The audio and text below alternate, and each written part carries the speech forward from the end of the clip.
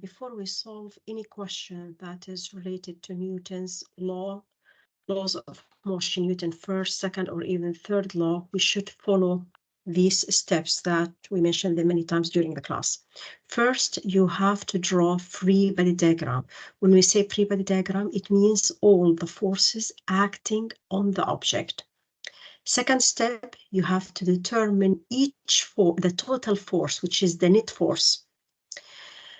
The direction of acceleration or the direction of motion, always take it as positive. So the forces that has the same direction, the force that has the same direction of acceleration, it will be positive. And then you're going to use the formula F net equals MA. So when you add forces, you have to take into your consideration the direction. We have positive direction and negative direction. Positive direction, the forces that are in the same direction of motion. Now, if the object is stationary at rest or is moving with constant speed, you have, in this case, you have to apply Newton's first law, which is F net equals 0, because you won't have no acceleration. Now let's solve the question that you had in your exam. And this question was about inclined surface. Let's read the question first. You have a student uses a load to pull a box up a ramp. So this is a ramp. Inclined, the ramp inclined at 30 degrees. A string of constant length. You have a string here of constant length. This string is negligible, and negligible mass connects the box to a load. So here we have a load. This is a load. And here we have a box. Load is heavier than a box. Load is 3.5 kilogram. Box is 1.5 kilogram. The string passes over a pulley. So here we have a pulley that runs on a frictionless axle. Now we have a friction axe between the base of the box and the ramp. So we have a friction force here between box and ramp. The load is released, so we have a direction of motion in this direction. This is the direction of motion or direction of acceleration. So in this direction will be the acceleration. Outline two differences between the moment of the box and the moment of the load. We know momentum is mass times velocity. They have the same mass because they're attached to the same string, and they will have the same acceleration because all of them, they're moving with the same velocity, but they have different mass. That means they will have different momentum, and the direction also is different. This is moving downward and this moving upward along the inclined surface. Okay, B. The vertical acceleration of the load is, so here we have the acceleration of the load, and we said, remember, load is heavier than box. Box is moving along the inclined surface and load is moving downward. Find the tension in the string. So we have to first analyze all the forces acting on the load. Here, I'm going to use capital M because load has capital mass. So here we have mg, which is the weight, and we have up tension. Now here we have acceleration. The acceleration of the load is downward. Remember, forces that are in the same direction of acceleration is positive, so this will be positive, and this here tension going to be negative. And then you apply in Newton's second law because we have acceleration. So Newton's second law says F net equals MA, mass times acceleration. F net, I have two forces, so I have mg is positive minus t up is negative. This equals MA. If I take mg to the other side, I will have minus t equals MA minus mg, multiply both sides by negative, so I will have t equals mg minus MA. Take m as a common factor, so m outside would be g minus a. Now substitute. M is 3.5, which is the mass of the load, open bracket, 9.81. This is free fall acceleration, minus 2.4. If you calculate this one, if you plug these values into your calculator, you should get 26 in Newton. This is the value of T, or the tension in the string. Now, second part of the question, show that the speed of the load when it hits the floor, remember we said speed of the load is going to be the same as the speed of the box because they have the same acceleration. So we need to prove that the speed is 2.1. Now this question, I can use two different ways to solve it. Either I can use Suvat equation or conservation of energy. So if I use Suvat equation, this is method 1. So it will be V square, final velocity square equals U square plus 2A times S. The load start moving with initial speed 0. So initial speed 0 plus 2. Acceleration is 2.4. And the vertical distance is 0.95. This is V square. If I take square root for both sides, so V will be 2.14 meter per second square. Now, if I use, this is the first method. Second method, I can use the conservation of energy. So let's clean this one. Can use conservation of energy. This is method 2. So method 2, mechanical energy initial equals mechanical energy final. Okay, this is for the load. I don't have a friction, and there is no applied force, so I will ignore work and energy lost. So mechanical energy start with gravitational potential energy, so it will be M. It has acceleration A times H equals half. Just before it hits the ground, this potential energy will be converted to kinetic energy, so half M V squared has the same mass, so M and M cancel. Now just substitute. So A is 2.4, H is 0.95 equals half times V squared. Now use cross multiplication and square root for both sides. So V will be square root 2 times 2.4 times 0.95, and you should get 2.1 meter per second square. Okay, the second section of this problem, it says the radius of the pulley is 2.5 centimeter. So this is R, and here it's not SI units. So you have to convert it, divided by 100.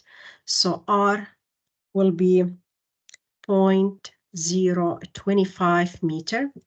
Calculate the angular speed of rotation. So I need omega. As the load hit the floor, so we studied before V, the speed or the linear speed equals omega angular speed times R. So if I need omega, it will be V over R. Just substitute the value of the velocity, we said is 2.1, divided by 0.025, and you should get 84 unit for angular speed is radian per second. Okay, now we reach D now, section D. After the load has hit the floor, the box travels, after with all of this calculation is still we're solving about the load. We haven't touched the box yet. Has hit the floor, the box travels a further, now is box turn, travel a further 0.35 along the ramp. till it comes to rest. So here we're talking about the box now. The box, while is traveling along the ramp, and it travels a distance, this box travel a distance S, which equals to 0.35. Now let's go back. What is the question? The question is, determine the average frictional force between the box and the surface of the ramp.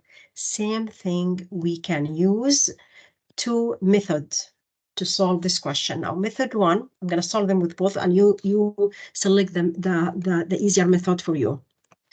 First, so this is method one. Method number one, I'm going to use Sauvat equation first to find the value of the acceleration. So v square equals u square plus 2as. Final velocity, it comes to rest. The final velocity 0 equals initial speed is 2.14 square plus 2a. Distance traveled is 0.35. Now the value of acceleration, it will be negative 6.3 meter per second square is negative because it's deaccelerate. It deaccelerates. It comes to stop. So I have deacceleration. Now, second step, I'm going to apply Newton's second law, which is F net, to find the net force acting on the object. So F net equals mass times acceleration. I will take the absolute value of acceleration when you calculate F net.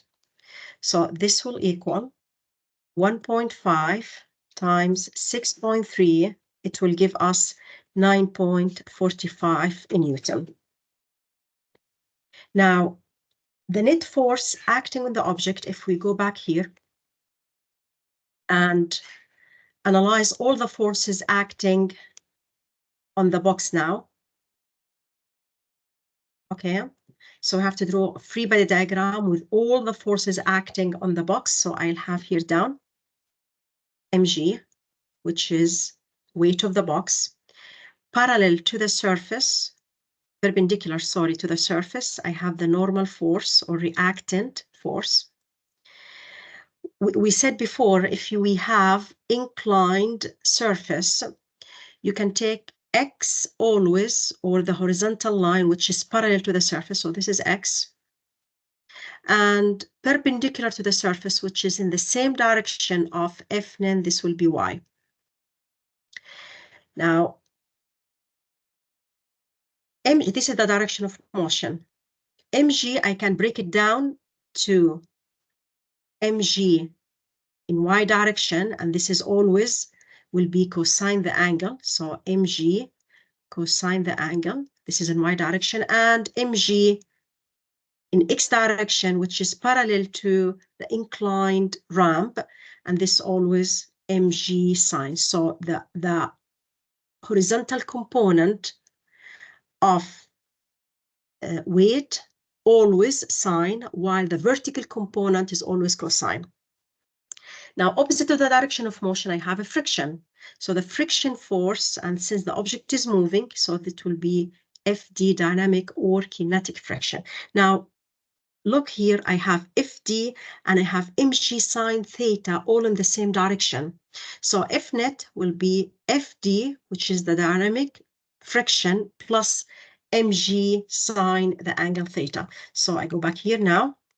All the forces acting on the object, I can write it as F net. Let's clear this one. Just remember this value. F net is 9.45.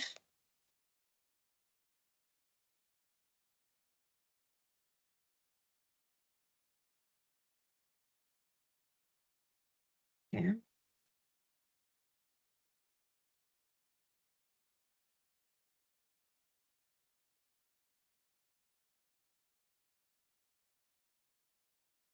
So F net, F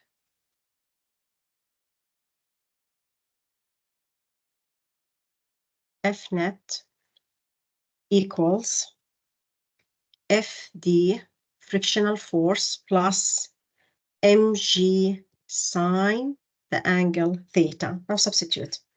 F net, which is 9.45, equals FD, which is the value of the friction force that I need to calculate, plus M, mass of the box, 1.5 times 9.81 times sine the angle 30.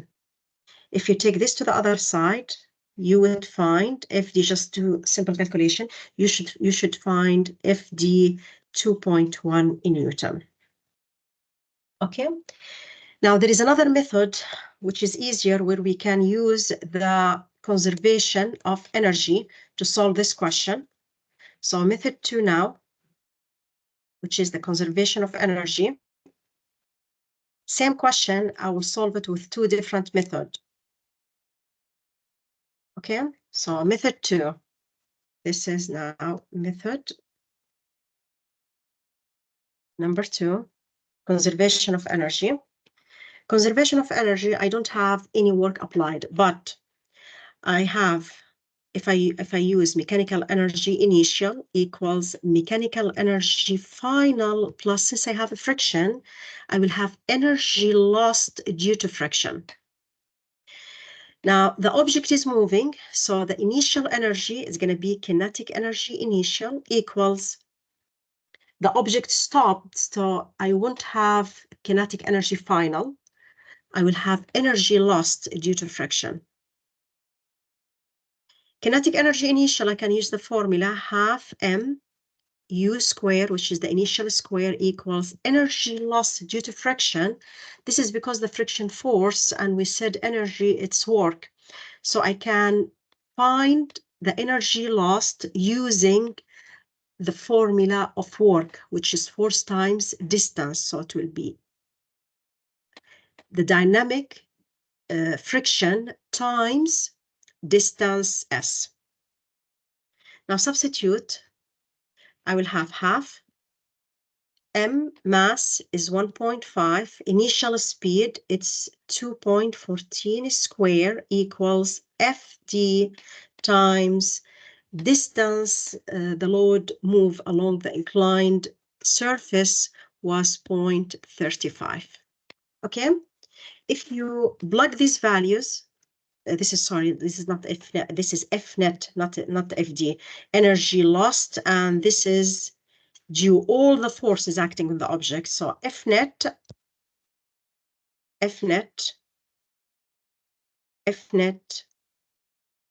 you should get 9.45 Newton. And as we did in method 1, now I can find the friction force, okay, using Newton's second law. So F net will equal, same thing, and I don't have to repeat all the calculation. You will do it, just I'm going to write the formula for you, and then you substitute. So you will use the same equation, F net equals FD plus mg sine the angle theta, and you can find FD, you should get 2.1 in Newton. 2.1 in Newton. Now, last section of this question, the student then makes the ramp horizontal and applied a constant force to the box. The force is just large enough to start the box moving. The force continues to be applied after the box began to move. Now, why is that? Because we have a friction force. You remember, the friction force, the coefficient of static friction is greater than the coefficient of dynamic or kinetic friction. That means the force, the static force, is greater than the dynamic friction force. So I need to apply a force in order to overcome the static friction. Once the object starts moving, static friction will be lowered, and I will have only dynamic frictions. So I will have unbalanced force when you apply in Newton's second law. Okay, that was the second question in your exam, and the first question, I will share it with you as well.